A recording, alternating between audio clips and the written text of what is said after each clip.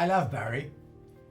I met him in 1989 when he joined the Glycobiology Institute. I enjoyed every minute we were together, but we never seemed to have enough time. Yet when we met again, after several months, we resumed our conversation as if we were in mid-sentence. We laughed together a lot and enjoyed so much fun, which never diminished with time. We travelled a lot to the USA, in Israel, Romania, and in the UK. It was marvellous to travel with Barry. On walks, he would stop and point out almost every tree we passed. He knew so much. He could talk to anyone about anything. He was a delight as a travelling companion. We shared happy times and sad times, and our friendship was always a strong bond through the latter. We shared many thoughts about our families and about each other, thoughts which I've never shared with anyone else. I've never had such a great friend as Barry.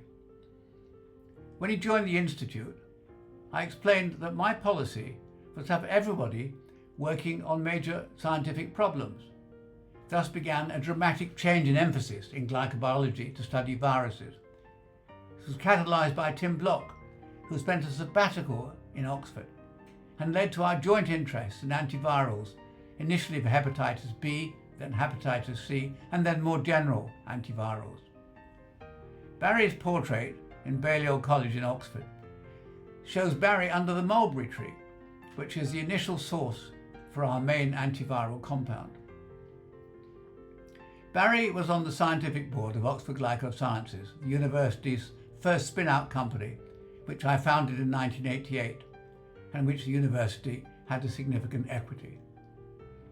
Though, through wonderful fate, we met Martine Rothblatt, the CEO of United Therapeutics, in 2000, and thus began a relationship that Barry always treasured.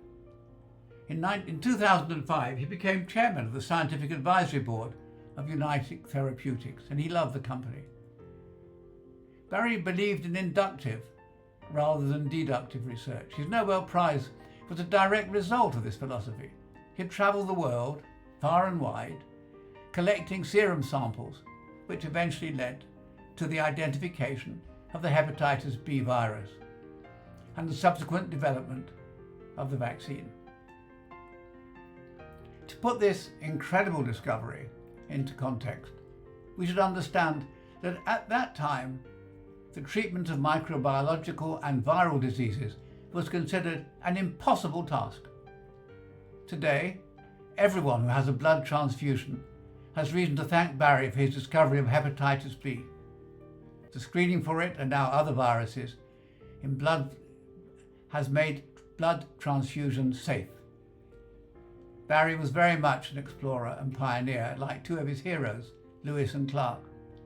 He saw the field of astrobiology in the light of an explorer.